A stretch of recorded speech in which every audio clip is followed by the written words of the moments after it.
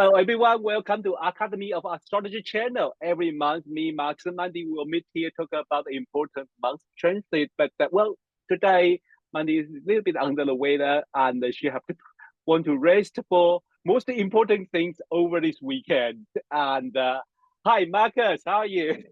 Hi, Rod. I'm very well, thank you. Good, good, good. Yeah. Yeah, and look nice. I have to tell our audience to be very honest that we pre-record this part because if you are following our school's news, you know at this moment, right now, when you watch on the Friday night, we are really crazy busy because we have our very first online conference. It's finally happening. I'm so excited. How about you, Marcus? Yeah, I'm really looking forward to it. There's some really good talks coming up this weekend. So, I mean, not talking about my own, but You I'm almost really, essential. I'm really looking forward to some of them. I'm particularly excited about Jupiter's talk, actually. So, yeah, there's Yeah. some really good things coming up. Yeah, it is very interesting. I mean, for doing this conference, I always ask myself, should we do one? And then I think, why? But I just like I have so many astrologer friends. Well, their voice deserve to be known, and that would be a nice conference occasion to like to open a showcase. And I'm so glad everyone have bring different idea from relationship, you about the herbs and the health, and then some people talking about relationship, some people talk about finance. I mean, it's all together, and also have a different label. Some is very suitable for beginner. That's what I want. I don't want to, I want to also help some beginner to learn astrology. That's why we keep running the like a 10 minutes astrology with Alejo, and this things is like we all learning from each other. Yeah, it's Yeah. great. Yeah, that's fantastic, Rod. It's really exciting, and I like the idea of just providing astrology at lots of different levels. Mm-hmm. I'm not a believer in patronizing the audience. I think you just provide the information, but then if you've Mm-hmm. got some sort of much more sort of ABC, and then some with a little bit more detail, then people can Yeah. pick. It's like a buffet. That's your trick. I will learn it from now. So you will have ABC and have a little bit more tips. Yeah, that's how you become. That's how you are so popular on internet with people like every time we say Marcus, I want to watch Marcus, and every time we have you, the viewer Oh, push up. really? Oh, wow. Yeah, Okay. yeah, you have a big fan group. You didn't know that. Oh, All right. So, well, because I'm kind of doing the Neptunian thing because at this moment, well, first the Neptune is ready to station and then change direction, go go direct. And so well the day the change direct is direction is on the 6th of December. But from this moment we can start to feel it is slowing down, and we are focused on Neptune's dream, bubble, dance. yeah. So yeah, so we can feel that maybe as this on the news, we just hope, oh my god, there's a hope. They cease fire. There's hope. Yeah, I mean, Yeah. I'm not gonna get into the weeds on that one, but No, I no, no, no, no. Yeah, it is interesting, hey, because yeah, Neptune is sort of on the highest level, it can be sort of inspiring because it's sort of like yes, the visions of a better world, and mm, definitely. on the more mundane level, it often turns out to be delusional. So Yeah.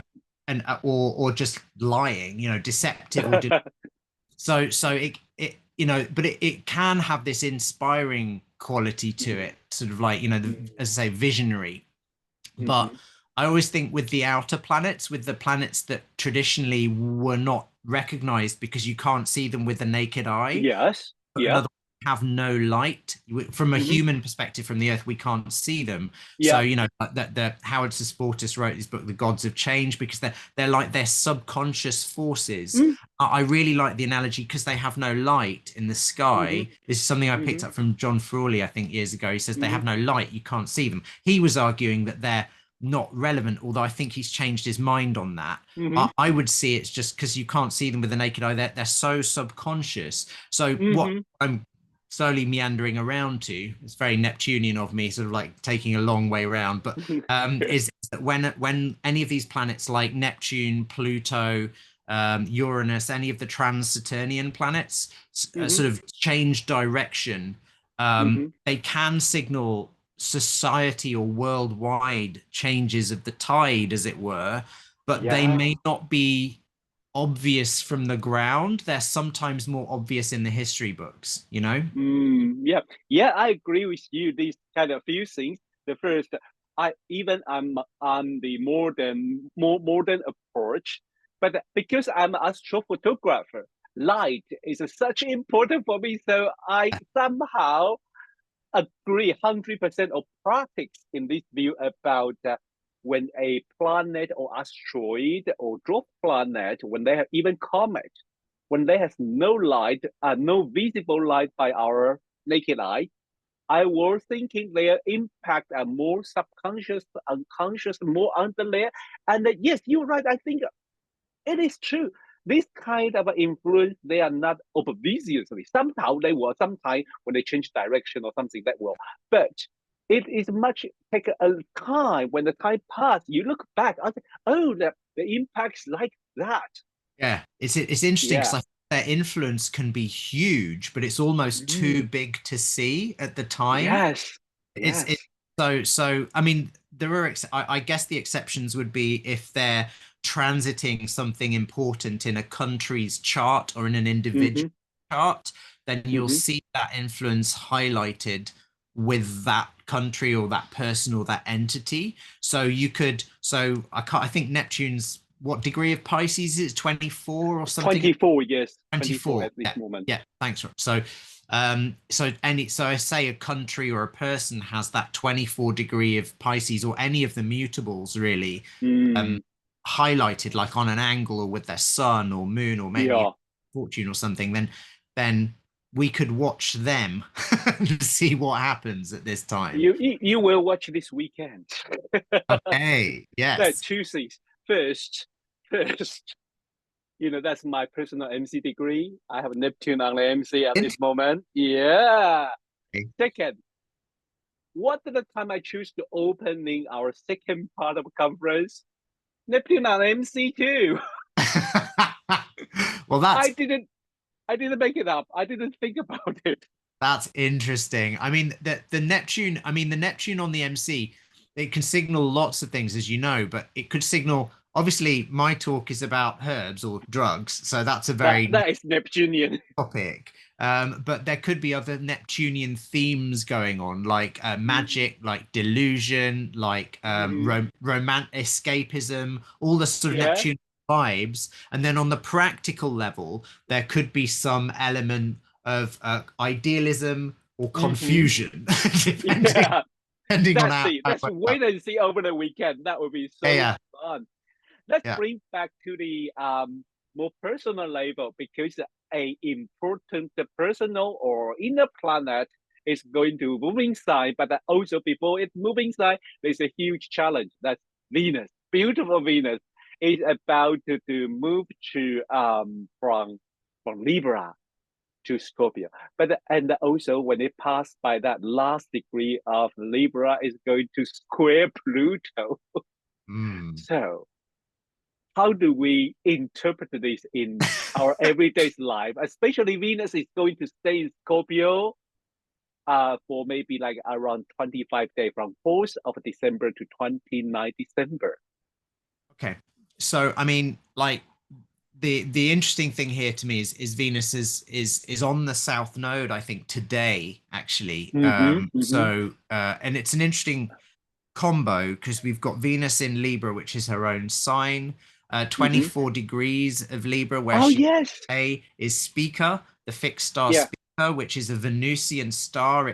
That's called definitely. in the history, they call that a most strong um secret helper when you have Yes, a planet on a star of the same nature that's helping it. So like Venus indeed. is really boosted up by that. Venus's benefic helping influence, particularly socially and in terms of discourse, is really strengthened Mm-hmm. today. But at the same Yes. time, she's on the south node, which will take a significant chunk out of that. A south node diminishes, Ouch. sort of like takes a so in some of the medieval length of life techniques, which I don't believe are hardcore predictive, but we're gonna do some stuff on that, Mm, and I'll need to talk to you about that at some point. But yeah. yeah, so that they say then in those techniques that like the south node will reduce something by a third. So Wow.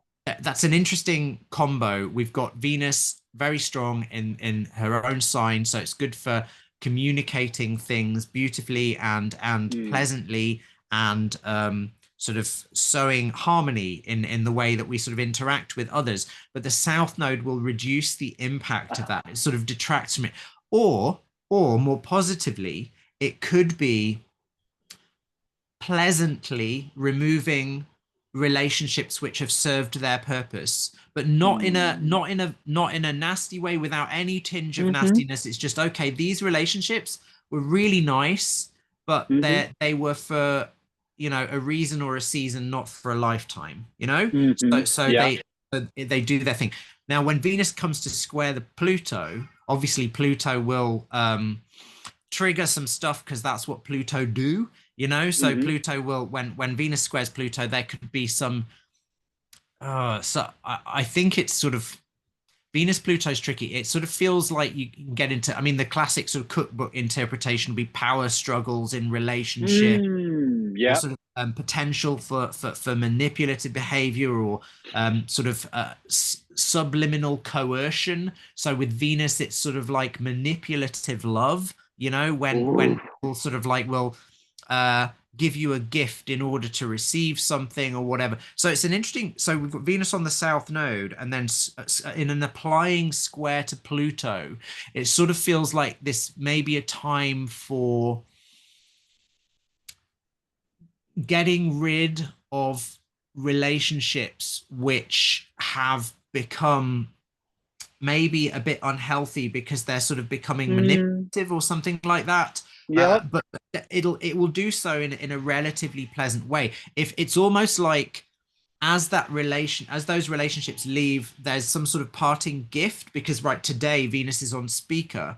It's sort of like Mm. there's or that if they have to go, they can go in the nicest way possible. Mm. And Mm-hmm. if there are some, even if there's sort of like these sort of feelings of challenge, well, I mean, just in terms of timeline, I don't know what you think, Rod, because it's like Venus squares Pluto and then hops straight into Scorpio, which we'll talk about, is Venus's detriment. So it's almost like something a bit gnarly happens, and Mm. then change of scenery. Yeah. So Yeah, I 100% agree with you because I don't usually use the South Node the traditional meaning, but I always remember you say the reduction, the South Node takes things away, reduce the things, it reduce makes the number, yeah, make it smaller, make it smaller. I like this idea. If that is the meaning together with Pluto, that is really to take something away.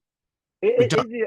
Yeah. Yeah, yeah, it's a double whammy. So during this time, it's about to take something away. And I like your idea is that if there is something you realize is unhealthy or it's not going to service for the future, then maybe you let it go. You let, especially early aspect because while Venus still aligned conjunct with the speaker, Hmm. that's the best beautiful time. Say thank you, bye.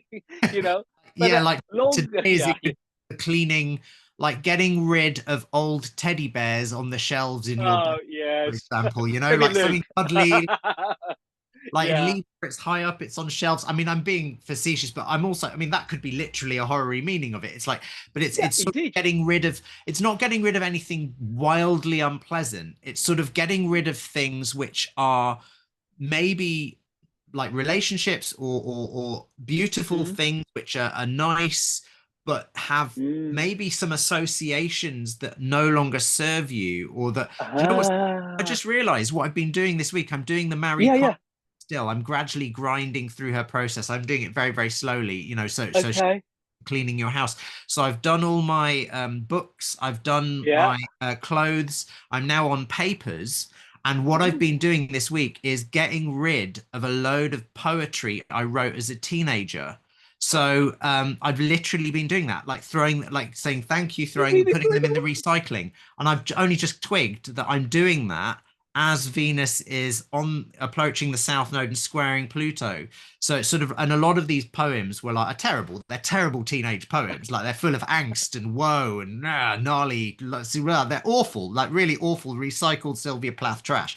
So I'm just rereading them and kind of like I've kept a little slim remnant. Ah, Thought, okay, these are quite good. I'm going to keep those, but all of the okay. rest, the bulk of it has gone into the recycling. So that's quite a good practical illustration of what I'm Indeed. talking about, which I hadn't realized. Indeed. So Indeed, that is really, and also with the modern meaning of a South Moon node is about the past. So yeah, it's like you a bit of review, but you select something you want to keep it and something you want to chuck away. But that is also very Scorpio, right? When Venus going to move into Scorpio, there's some similar thing. yeah, that's an interesting one. I was thinking about how I was going to talk about this because I really sort of wanted to because we talked about Venus in Virgo a couple of months ago, and obviously that's Yeah, Venus, yeah, and now we've got yes, entering one of her signs of detriment. And I think yeah. there's interesting because I said last time, fall is more like depression, whereas detriment Okay. planet is not. I don't think the planets in detriment are weak. They're just sort of they undo their own agendas. It's almost like they're nihilistic. Uh, They'll sort of like okay. they'll dismantle themselves, and Mm-hmm. uh, yeah, it's an interesting one because Venus in Scorpio, like in Virgo, is in triplicity during the day. So it's like she has Yes. power, she has some friends and allies. Mm-hmm. There's a similitude of nature traditionally in the sense that Venus was traditionally slightly cool and moist, and Scorpio is a water Mm-hmm. sign. So there's some Mm-hmm. sense in which she belongs, but it's ruled by Mars, which is her opposition, her nemesis, also her lover, which is an interesting thing. That's the whole nature of opposition. Your opposite can be your enemy or your lover. Do you know what I mean? Whatever. Yep. Yep. So yeah. So um, I think Venus in Scorpio is to counterpoint that with Venus's other sign of detriment, Aries. It's both sort of like putting Venus in a war zone. And I was thinking about this, but Scorpio is more like a Cold War. It's like the war between spies. It's like a protracted, less obvious, below the surface, much longer lasting war where you could get poisoned or shot any day, but there's not bombs falling. Whereas Aries is like bombs falling, everything's going crazy kind of war. Yep. And war can have two effects on love. It can both, because it's so stressful, it can Mm-hmm. completely destroy. Yeah, you don't want to be making love while bombs are dropping. It's just like it's kind of off-putting, but at the Yeah. same time it can make passion much more intense because you could be Mm-hmm. dead tomorrow. And I think both of those Mars ruled signs have this similar intensity in the way they Ah. approach relationship. And I think Mm-hmm. Venus in those signs does that. But the difference is that Venus in Aries, Aries is a fire sign. It's fast moving. It's quick. It kind of like wants things to be hot and passionate and new. And Yep. that will be why it's in detriment because things can't always be Yeah. hot and new if you want the relationship to work. So for Yeah. them, they have to sort of like find relationships with people who they think they are hot, Yeah. but then sort of find some way of continuously being challenged by that person or by that Yes. relation. With Venus in Scorpio, it's not really that Scorpio doesn't actually care so much about it's got a bit of competitive edge, so it can sometimes care Mm-hmm. about looks, but it's more about um the emotional sort of Mm-hmm. feel of is this person safe? Are they my person? So Yeah. in Scorpio, it's this feeling, it's to say it's like the espionage thing. It's Mm-hmm. Venus in Scorpio can destroy relationships through paranoia at worst, because it can Mm-hmm. just be like if Virgo and will analyze a relationship to death or they'll criticize Mm-hmm. it to death, so will Mm-hmm. Scorpio, but sometimes through paranoia. It'll be like, what Yeah. do you, do you really love me? Do you really love me? It's Uh-huh. like that thing. If you ask somebody, are you annoyed with me enough? They will be annoyed with you. Do you know what I mean? Because it's annoying. So asking, you're constantly interrogating your relationship. Do you really? Do you really? Do you really? It's like eventually, no, I don't. I'm done. Do you know what I mean? So that's the Yeah. Venus in Scorpio has that negative capacity. On the other hand, it's a fixed sign, it's a water sign, so it can be really it can last a long time. And I think Mm-hmm. something of the balancing act of Scorpio, what Scorpio's power is sort of getting rid of unhealthy negative habits. This is Scorpio's the fall of the moons, and Scorpio's the Hmm. psychotherapist, and as a water sign, it's emotional. Hmm. Get rid of those sort of infantile Freudian complexes, and like, Yeah. so a lot of Venus and Scorpio people will find that their relationships, they themselves either experience or are the means for their partner or for themselves in relationships of experiencing and digging up a lot of emotional complexes. Not easy, but if you can like No. in with that and find a partner who's prepared to do the work with you, it can be, you can have very long stable relationships. And also Venus and Scorpio works slowly. So in terms of the mundane stuff, I just think this transition from Venus in Libra having just been south node and Plutoed into Hmm. Scorpio is really interesting, because on a world level, I mean, you'll have more to say about that, I think, Rod, but Hmm. it just sort of means to me we're sort of, we've gone through a phase of maybe sort of having a little bit more diplomacy, but that's been sort of shrunk Yes. a bit. And at the same time, we've had an opportunity to remove some relationships or things which may have Yeah. once been positive, but have sort of gone a little bit rotten, or maybe aren't what we need anymore. Just put it that simply. And then Venus going into Scorpio, it's Mm. really a time to sort of it might put a balm on some war wounds that have been happening Mm. recently, Yes. going over all the places where Sun and Mars have been, but Yeah. at the same time, it will bring up some complex issues. So it's almost like, while Venus is in Libra, it's sort of been we can do the nice bit of sort of getting rid of some stuff nicely, but when Venus Hmm. goes into Scorpio, it's like, okay, now we need to really look at where these feelings that have been messing up our ability to um, remain kind to each other have. Yeah, I agree with you because the word you describe, no matter in the personal level or mundane level, this Venus in Scorpio is like the word you use about in the mundane level. I just like, yes, Venus in Libra is very gentle, very nice, and care about each other's feeling. So it wouldn't be rude, especially don't want to be rude. So it's like a very indirect but gentle and handle the things. But I think the Venus in Scorpio, it it does what's necessary to keep things Yeah. going. So I remember this one time I was in the clinic before my operation, before the operation, the nurse say, "I'm going to ask you some essential question." And it could be make you feel uncomfortable, like I pick up your private life or something. But it's necessary step to before the operation. We need all this information. So that is Venus in Scorpio. Is Mm. I'm going to picking up your private life. I'm going to dig out how much you drink a day, or how many sex partners you Yeah. have for Yeah, last yeah, 6 months or something. I agree. There's one level of nuance I'd like to add there, or not. I don't know, for your consideration. Mm-hmm. All the water signs are mute, aren't they? So Yeah. analogy, I agree that that's what it's doing, but it does so wordlessly. It's not Mm. verbal, but it's doing that, what you said about, Uh, like, it's because Libra is a very verbal sign. yes, yes. It wouldn't say anything argumentative, or to, like, try not to upset the apple cart at all. Mm-hmm. Scorpio is all about kicking the apple cart over and finding the rotten apples, but it's like in this sign, it's kind of, it's not going to say it. It'll Mm-hmm. just, what it'll do is it'll bring it out of other people. It'll be like, Mm. because that's what Venus does, right? She kind Yeah, of like yeah, draws you to her. And in Scorpio, yeah. it'll do it without words. So it's kind of, Mm, it'll yes. get the information, or it'll Mm-hmm. bring out the necessary emotional stuff without Mm, necessarily having to say anything mm. somehow. Well, yeah, I agree. One consideration I would suggest that I will keep it to in the mountain label. I think the things you say is correct because it will patch the wound, bond the wound for last couple months. There is a Venus Jupiter opposition.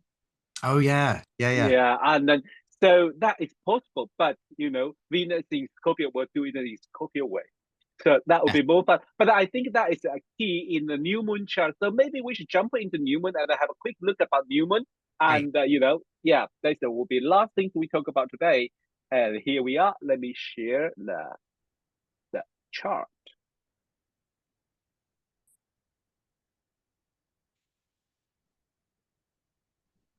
Here we are.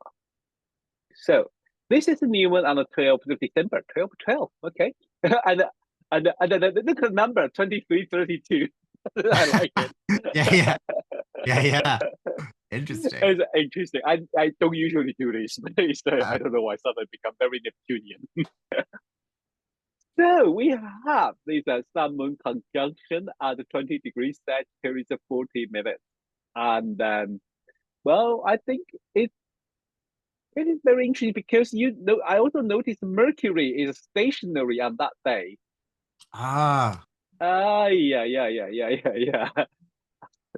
another level of complication. Okay, so I mean I mean we can the things that that jumped out of me in this chart. Yeah, I'll have the new moon is squaring that Neptune that we mentioned at the top of the podcast, exactly. which has just Yes. gone direct. So Yeah. this month is very like that square to Neptune can bring delusion, or because it's a square, it's a hard aspect. So there tends to be resistance or some sort of conflict between the sun, the new moon in Sag, which is all about finding truth and new positive directions, versus Neptune in Pisces, which is all about let me dream my dream. And so Yeah. here we've got the square. Basically this is unrealistic. There's some sort of like sense of, okay, well, this might look brilliant, but it's there's a lot of it's there may be a bit too good to be true stuff going on. Yeah. Yeah. Yeah, but then I think that the positives in the chart, we've got the Venus Jupiter opposition being aspected in a nice way by that stationary Mercury. So Mercury Right. sextiling Venus and trining Jupiter. So that's a really good configuration for having, for example, peace talks, whether personally or collectively.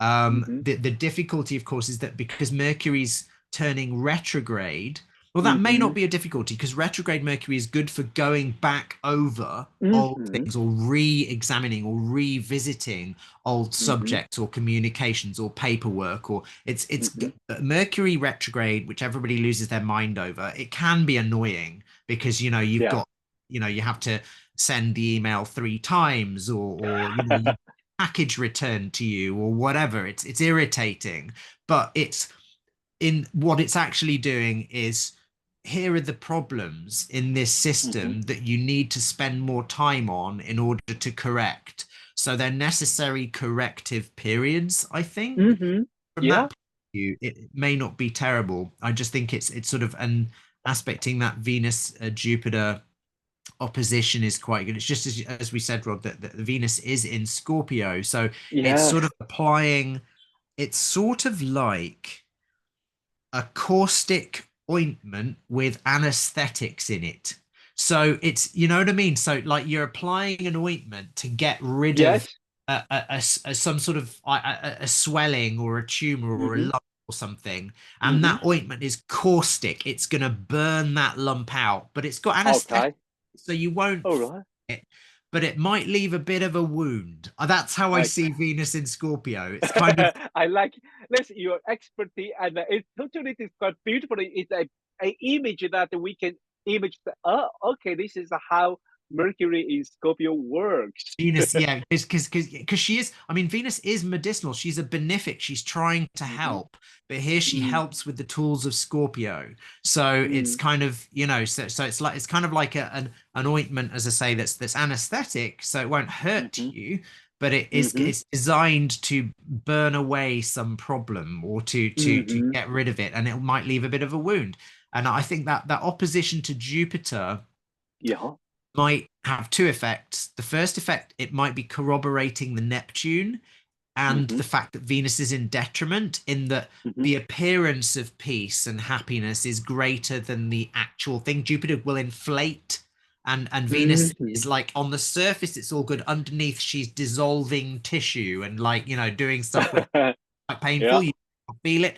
So there might be a sense of that. On the more positive side, I think that Venus Jupiter opposition will give a bit of a sort of a seesaw between sort of this action of removing sort of difficulty through medicine and Uh-huh. and and sort of revisiting practical means of building new bridges, Mm. Yeah. so I do think that this is overall a month of positive potential, but with I think some delusion and built in, or some sort of false hope as well. So it's Yeah. an interesting one. Yeah. Yeah. I agree because why you when you beginning to analyze this chart talking about that Sun Moon square Neptune is has a meaning about too good to be true, and I was like, oh, so it's not Venus Jupiter, so it's like double winding together. So Yeah. we will have like this new moon lunation for next 28 days. Maybe we all have a lot of hope and a lot of a dream or vision, but some of them it works. Some of them may be too good to be true, and I do enjoy this Venus in Scorpio is a very healing in a very you talk it in a very healing way. So instead of people thinking about Venus in Scorpio terrifying or maybe get crazy or not, I don't really enjoy talking about the waters No, having crazy it's because they not. are calm. It's just I agree, and Venus and Scorpio will often have on the surface at least a very calm vibe, but Yes. it's still. I think what's interesting to me is that the Sun squaring the Neptune. I see Mm. Neptune things like that in charts for people who have drug reactions or allergies or Uh-huh. sensitivities. So it's Mm-hmm. almost like whatever medicine this month brings Mm-hmm. there may be some side effects or reactions to, or it's not. So it's like it doesn't mean that the medicine is necessarily bad. Like Venus Mm-hmm. is trying to help, but there's this. As I say, it's this underlying. There may be a wound left afterwards, which was perhaps unexpected. Oh, I didn't feel that, didn't see that coming. You know what I mean? Mm-hmm. So, Mm-hmm. but Yeah. I think Venus always tries to help, same as Jupiter. It's just that when she's in the Mars ruled signs, she will help with Mm-hmm. Mars's tools, which are Uh-huh. sometimes a bit painful afterwards. Ooh, Yeah, oops. Yep. True. yeah. Yeah. Well, I'm curious because I always enjoy when you're talking about lunar mansion. So, what lunar mansion this moon will be? Yeah. Yeah, because it's quite interesting. I love the lunar mansion, so Yeah, that me is too. They're interesting to very. mention. I Yeah. haven't looked it up yet, but I think this is. Yeah, this is an interesting one. So this basically the image of this lunar mansion is a two-faced man. So that Oh, tells you hello. something. Man having two faces, and the key words are not great. They're defeat, destructive enmity, internal conflict, people or forces at odds, and division. And the image Oh is a dear. man having two faces, one facing forward and one facing behind. Uh-huh. Behind him are the walls of a great city, minarets and towers, a crescent moon and stars.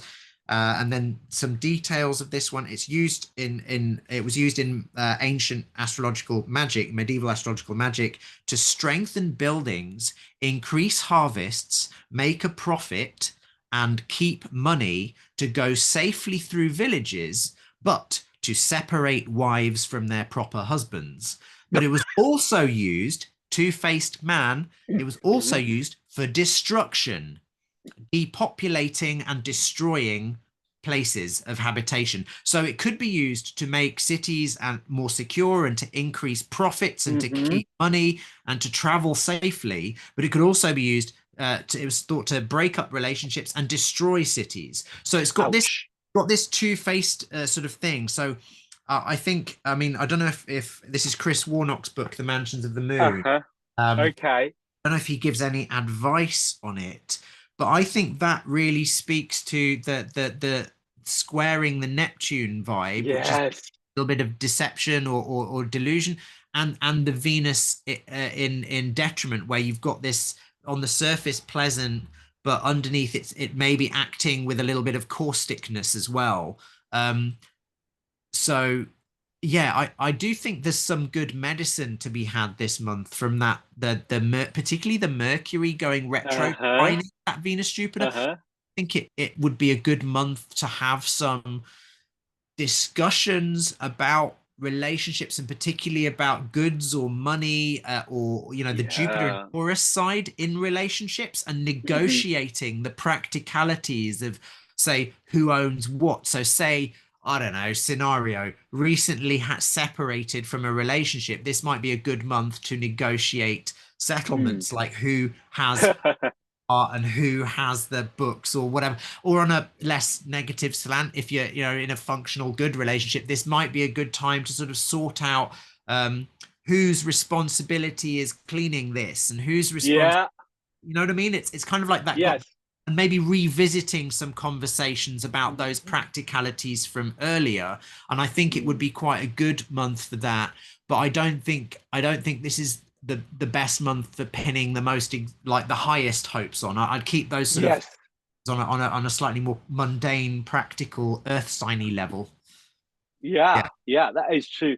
Wow, it's so interesting. I mean, we took a quite a long time, but this is so interesting. Talk about what important trends are going to happen this month, and we have the uh Neptune stationary 10 direction, and the Venus changing sign, Mercury change direction, go retrograde, and then we have a new moon at the same time. So well, it is very interesting. And then we have a Christmas season, not really a holiday season for someone else, for someone else who don't like Christmas.